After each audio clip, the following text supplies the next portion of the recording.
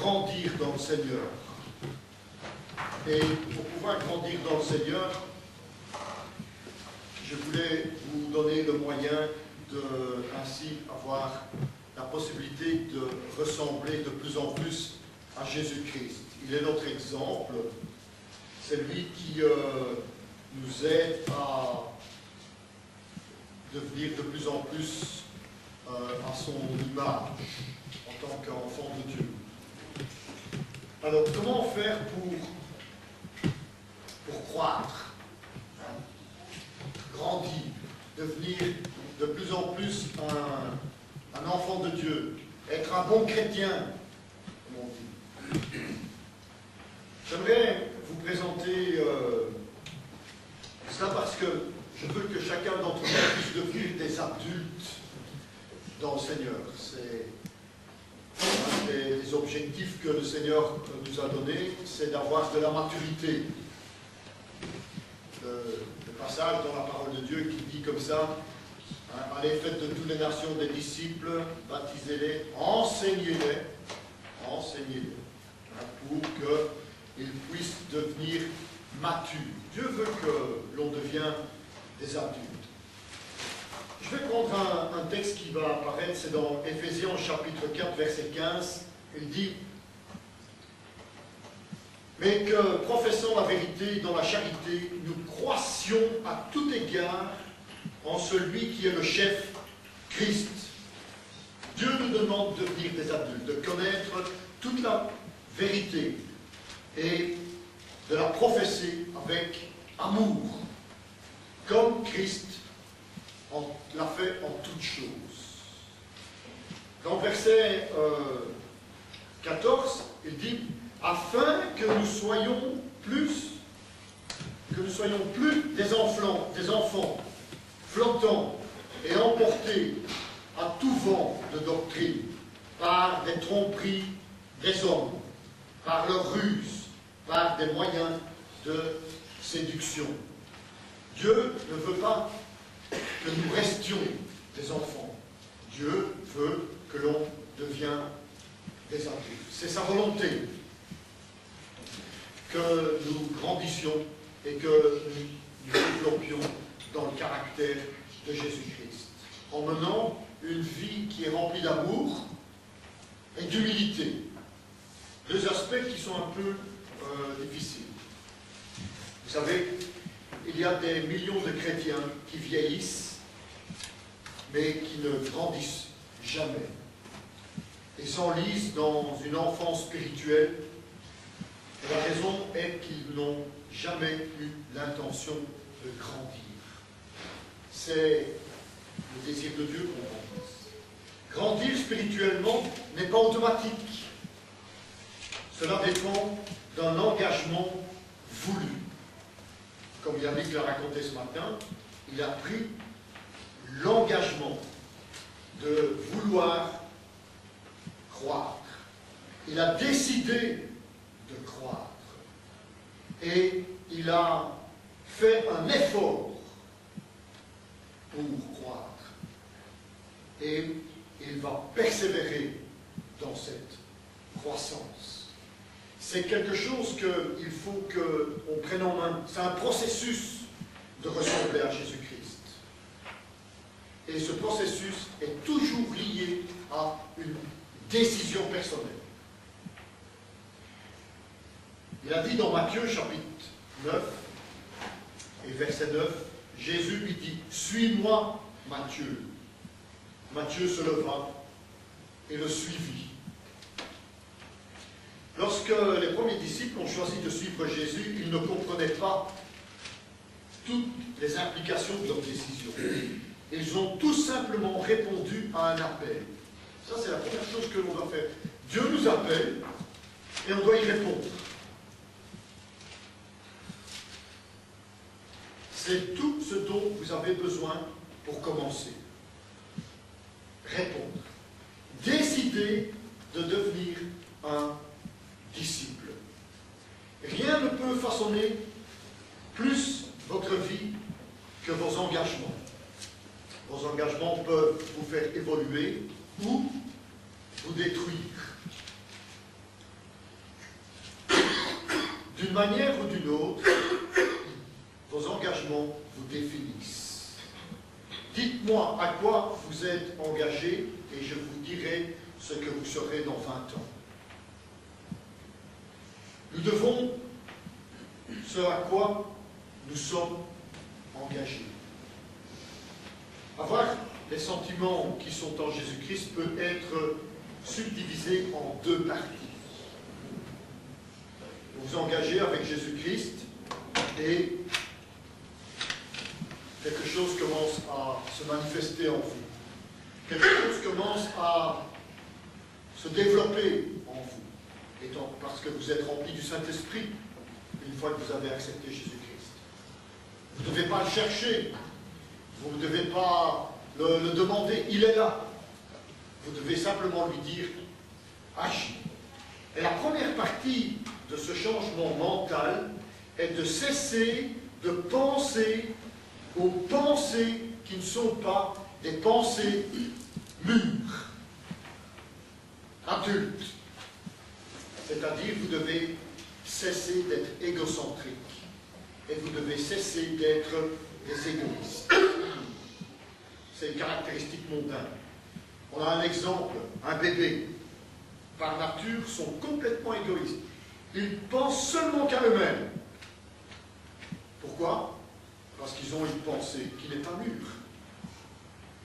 C'est à ce stade d'engagement que beaucoup de gens manquent de volonté de Dieu pour leur vie. Beaucoup ont peur de s'engager et laissent filer leur vie. D'autres s'engagent à contre-cœur pour conquérir des valeurs qui conduisent à la frustration et à la médiocrité. D'autres s'engagent pleinement à des idéaux mondains comme devenir riche ou célèbre et finissent par la déception et l'amertume.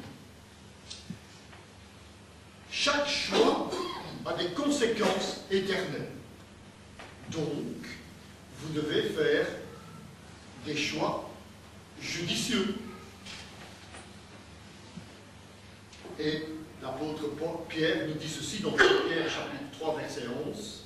« Puisque donc toutes ces choses doivent se dissoudre, qu'elles ne doivent pas être la sainteté de votre conduite et votre piété. » Comme la vie va disparaître avec le temps qui passe, vous devez vous engager à être saint et à abandonner ce que cette vie médiocre offre. La ressemblance à Christ vient du fait de faire des engagements dignes de Christ. Vous devez vous engager à vivre le reste de votre vie selon les 5 recommandations qui ont été faites par Dieu dans sa parole et qui sont les 5 objectifs de notre Église, basés sur ce que Jésus nous a donné comme recommandation de s'engager dans le grand commandement qui est d'aimer Dieu et d'aimer son prochain et de suivre la grande ordonnance, d'aller faire des disciples, de les baptiser et de les enseigner. Un grand engagement pour le grand commandement et une grande ordonnance fait de nous un grand chrétien. Une fois que vous décidez sérieusement de ressembler à Christ, vous devez commencer à agir d'une façon nouvelle. Vous devez abandonner certaines vieilles routines, développer de nouvelles habitudes et changer intentionnellement votre manière de penser. On va lire un texte qui se trouve dans Philippiens chapitre 2, versets 12 et 13. Ce texte est intéressant parce qu'il relève 2 choses que nous devons prendre en considération et qui vous montrent que c'est possible de changer de pensée. Le texte Philippiens chapitre 2, verset 12. 12 et 13. Il dit, « Ainsi, mes bien-aimés, comme vous avez toujours obéi, travaillez à votre salut, avec crainte et tremblement, non seulement comme en ma présence, mais bien plus encore maintenant que je suis absent. Car c'est Dieu qui produit en vous, le vouloir et le faire selon son bon plaisir. » Il y a deux mots ici dans ces deux versets qui sont très importants. Premièrement, c'est travailler à votre salut. Et qui produit en vous? Ces versets montrent les deux parties de la croissance spirituelle. Travailler à et produire. Le travailler à révèle votre responsabilité. Et le produit est le rôle de Dieu. La croissance spirituelle est un effort de collaboration entre le Saint-Esprit et vous. L'Esprit de Dieu travaille avec nous, non seulement en nous. Il fait les deux. Avec et avec nous. En nous et avec nous. Ce verset écrit pour le croyant ne parle pas de comment être sauvé, mais de comment croître. Il ne dit pas travailler pour le salut, il dit travailler à son salut. Votre salut, parce que vous ne pouvez rien ajouter à ce qui a été fait déjà par Jésus-Christ. Jésus-Christ a tout accompli, vous l'avez accepté, vous êtes sauvé. Mais maintenant, il faut grandir. Et pour ça, il faut travailler. La croissance, au cours d'un travail physique, vous vous exercez à développer votre corps et non pour obtenir un corps. Vous l'avez déjà. Vous travaillez pour avoir des muscles. Cette semaine, je montrais à ma fille, Alicia, des gens qui sont hyper musclés comme ça. Je dis, regarde, tu as vu? Oh, c'est moche! Mais moi, j'aime bien les gens musclés. Ils font des exercices pour avoir un corps développé. Le corps, ils l'ont déjà, mais ils le développent. On a un autre exemple. Lorsque vous faites un puzzle, vous avez déjà toutes les pièces. Votre rôle est de les mettre ensemble. Un agriculteur qui travaille la terre, il ne travaille pas pour obtenir la terre, mais pour développer la terre, pour avoir des récoltes. Dieu nous a donné une nouvelle vie. Vous avez alors la responsabilité de la développer, avec crainte et tremblement. Ce qui veut dire qu'il faut prendre au sérieux sa croissance spirituelle, parce qu'elle déterminera votre rôle pour l'éternité. Lorsque certains ne prennent pas au sérieux leur croissance spirituelle, cela montre qu'ils ne comprennent pas ce que cela implique.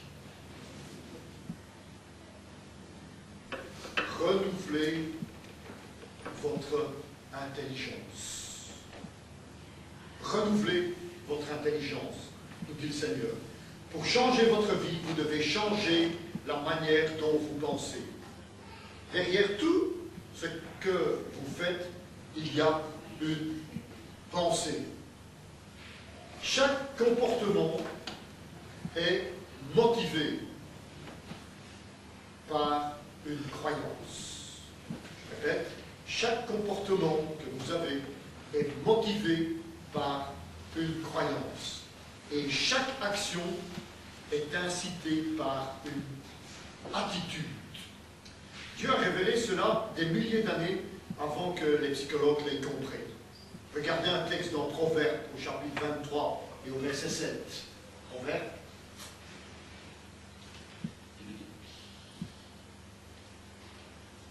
Chapitre 23, verset 7. Faites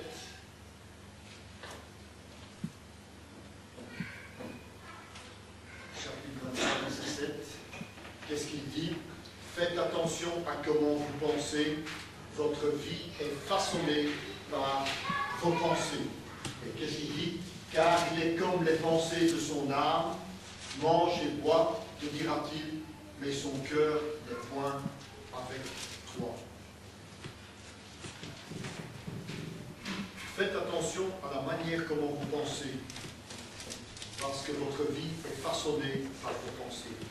Imaginez monter dans une barque motorisée sur un lac avec un pilote automatique qui est bloqué sur le cap de l'Est. Il va toujours à l'Est. Si vous décidez de faire demi-tour et de naviguer vers l'Ouest, vous avez deux manières possibles de changer la direction du bateau. Une des possibilités consiste à saisir le gouvernail et de forcer physiquement pour se diriger dans la direction opposée sur laquelle le pilote automatique est programmé. Ça, c'est la volonté. J'ai la volonté d'aller dans une autre direction. Vous pouvez surmonter le pilote automatique, mais vous sentirez une résistance constante. Vos bras vont finir par se fatiguer et vous serez obligé de laisser la barque aller dans la direction sur laquelle elle a été programmée. C'est ce qui se produit quand on veut changer sa vie par le pouvoir de la volonté. Vous dites, je vais me forcer de faire un régime. Je vais décider d'arrêter de fumer, de plus boire, de plus me droguer, de plus avoir des abus sexuels.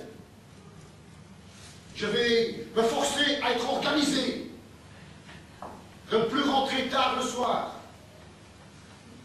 Oui, on a la volonté. Et elle peut produire des changements à court terme. Mais elle crée un stress interne, constant, parce que vous n'avez pas traité la cause principale. C'est toujours ce que je dis à celui qui veut arrêter de fumer. Il faut savoir pourquoi vous avez commencé. Le changement ne semble pas naturel. Finalement, vous abandonnez votre régime, vous baissez les bras. Mais il y a une meilleure manière, et plus facile d'y arriver.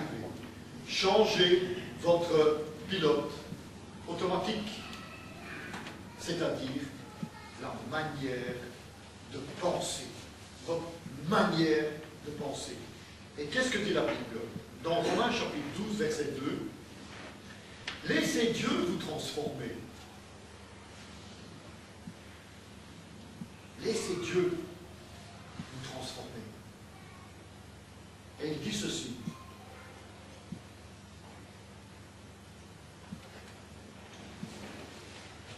Dieu va vous changer dans une nouvelle manière de penser. Ne vous conformez pas au siècle présent, mais soyez transformés par le renouvellement de l'intelligence. Le renouvellement de l'intelligence. Afin que vous discerniez quelle est la volonté de Dieu. Afin que vous ayez la capacité de faire la volonté de Dieu. Votre première étape dans la croissance spirituelle est de commencer à changer votre manière de penser. Le changement commence toujours et d'abord dans votre esprit. La manière dont vous pensez détermine la manière dont vous vous sentez. Et la manière dont vous vous sentez influence la manière dont vous allez agir. Éphésiens chapitre 4, verset 23, dit ceci. Éphésiens chapitre 4, c'est en bas. Verset 23. Il doit avoir un renouvellement spirituel de vos pensées et de vos attitudes. À être renouvelé dans l'esprit de votre intelligence. Renouvelé et changé. Pour être comme Christ, vous devez développer l'esprit du Christ. Le Nouveau Testament appelle ce changement mental la repentance, qui dans le grec signifie littéralement changer d'avis. Se repentir signifiait changer la manière dont vous pensez à propos de Dieu, de vous-même, du péché, des autres, de la vie, du futur et de tout ce que l'on peut imaginer. Il faut avoir une autre manière de penser sur tout ce qui vous environne. Vous adoptez la manière de voir et la perspective de Christ sur la vie. Ayez les sentiments qui sont en Jésus-Christ. Nous dit Philippiens, chapitre 2, verset 5. Philippiens, chapitre 2, verset 5. Il dit, ayez en vous les sentiments qui étaient en Jésus-Christ. Pensez comme Christ. Il y a deux parties à la pensée selon Jésus. La première moitié de ce changement mental est arrêter d'avoir des pensées immatures, qui sont égoïstes et personnelles. Comme le bébé, par nature, sont complètement égoïstes. Ils ne pensent qu'à eux-mêmes. C'est une pensée immature. Ceux, en effet, qui veulent vivre selon la chair s'affectionnent aux choses de la chair, nous dit Romains, chapitre 8, verset 5. Et un autre dans 1 Corinthiens 14, 20. 1 Corinthiens 14, 20.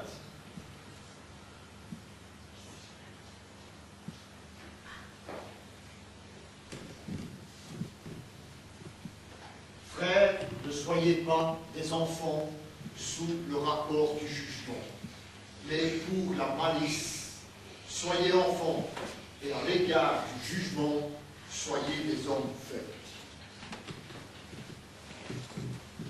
Pour la méchanceté, soyez des enfants, ça veut dire avec peu de capacité, mais sur la justice, soyez comme des adultes. La deuxième partie de ce changement consiste à penser mûrement et à s'intéresser aux autres et non plus à vous-même. Dans ce grand chapitre sur ce qu'est l'amour véritable, Paul a conclu que penser aux autres est une marque de maturité. Il nous dit dans 1 Corinthiens chapitre 13, verset 11. 1 Corinthiens chapitre 13. 13, verset 11. Lorsque j'étais enfant, je parlais comme un enfant, je pensais comme un enfant, je raisonnais comme un enfant. Lorsque je suis devenu un homme, j'ai fait disparaître ce qui était de l'enfance. C'est quoi? L'égoïsme et l'égocentrisme. Aujourd'hui, beaucoup supposent que la maturité spirituelle est mesurée par rapport à vos connaissances de la doctrine biblique. Bien que la connaissance soit une mesure de maturité, cela ne suffit pas. La vie chrétienne ne se limite pas seulement à la foi et aux convictions. Elle inclut la conduite et le caractère. Nos comportements doivent se conformer à notre foi. Et notre croyance doit être soutenue par notre imitation à Jésus-Christ. Le christianisme n'est pas une philosophie, mais un rapport et une vie. Et nous pensons aux autres comme Jésus le faisait. Dans Romains chapitre 15, versets 2 et 3, Romains,